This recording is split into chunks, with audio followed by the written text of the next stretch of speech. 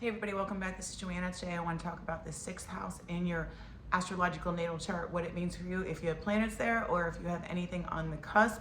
I'll probably get in the cusp stuff later. We get a little bit more complicated because, as you guys know, there's really no such thing as an empty house because there's always some sign on the cusp of every single house, even if you don't see any planets in there. But that's for another video. So I'm going to do this about the sixth house today because we are celebrating Virgo's birthday. So happy birthday to all my Virgo friends and clients out there. Hope you guys have a great solar return, and this is a new beginning of great things coming in for you. So today what I'm going to do is I am going to go ahead and explain. We are talking about Western tropical astrology. I know I always have to say that because I do study the Eastern system as well, but these videos are Western tropical astrology. So we want to talk about the sixth house, what it means for you, and what those planets mean for you in there, because they all mean something. So the opposite of the sixth house is the 12th house. The sixth house is ruled by Virgo and the planet Mercury, similar to Gemini, which is also ruled by Mercury, but very, very, very different. Gemini is an air sign, and the Virgos they are earth signs. So Gemini rules the third house of communication, and the sixth house has to do with your physical health, your daily routines, and some other things. So I do want to break this down for you guys, but also we want to kind of look at the 12th house when we do this because they're opposites.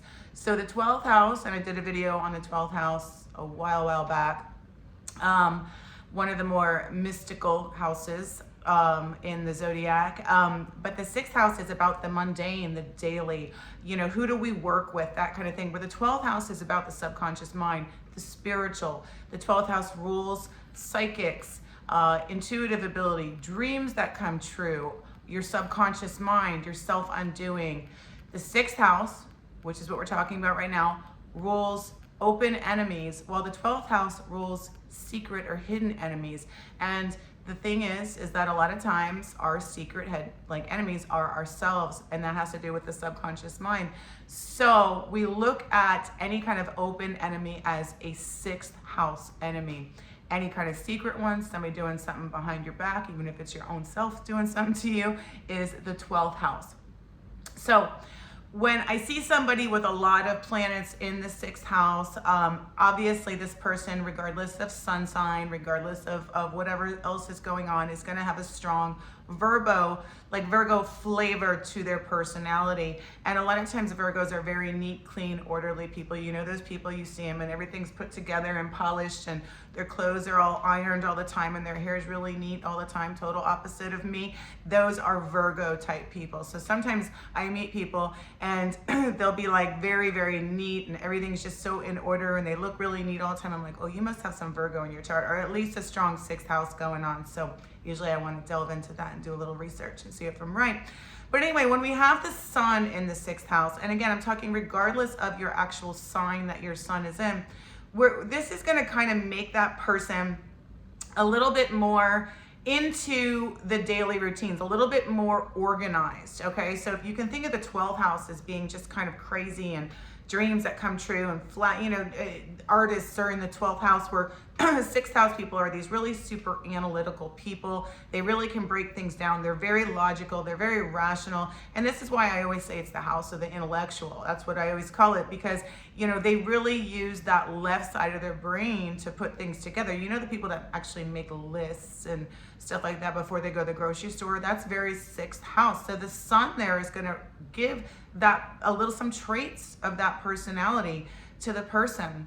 When we talk about Mercury there's one thing I want to warn you guys about with Mercury in the sixth house. Now, I think you guys can be very, very intelligent, and I think that you can, really, it's easy for you to learn, as far as there's not oppositions or squares to other planets that make it difficult, but it makes a perfectionist type of personality. And they're not only perfectionists with themselves, but they tend to be very like that with other people that they meet, whether it's coworkers, friends, relationships, stuff like that. And that can get on people's nerves because not all of us are perfectionists. So even though they're very intellectual, they're very able of comprehending information, they can get deep with stuff. With Mercury there, they do want to watch out for even putting too much pressure on themselves sometimes, because life's just not perfect, and neither are people. So that is one of the things I want to warn. But again, this is very intelligent placement for people, and the ability to study and retain information and knowledge is good with Mercury in the 6th house. With the moon in the 6th house, I see a lot of times these people working in fields in the health field, and the same thing with Mars. Mars is a little bit different than the moon. I see, you know, when I look at doctors' charts and stuff like that, I'll see either stuff in the 6th house or strong aspects to the 6th house. I'm talking about, like, you know, like medical doctors, psychiatrists, and psychologists are more 12th house, because that's our mental health. But the moon there gives a good nurturing ability. These people make great nurses, you know, those kind of things, because there's a natural inclination towards health and wellness too.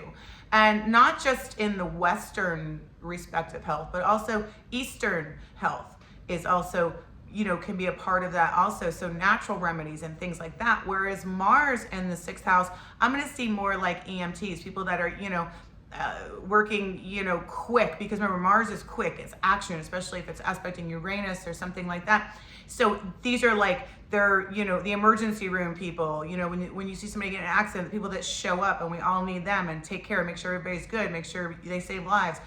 Can be a Mars in the 6th house type of thing. Pluto in the 6th house, we're looking at changes with health, and these people are able to help other people make changes with their health. So again, this is a good placement for anybody in the medical field.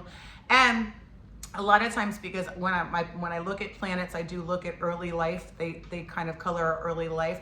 There could have been very something transformative in your mom or dad's life when you were born, health-wise, because of that 6th house Pluto. Uranus, it is what it is. It's going to give a nervous disposition, and health can go up and down. There can be sudden changes with health.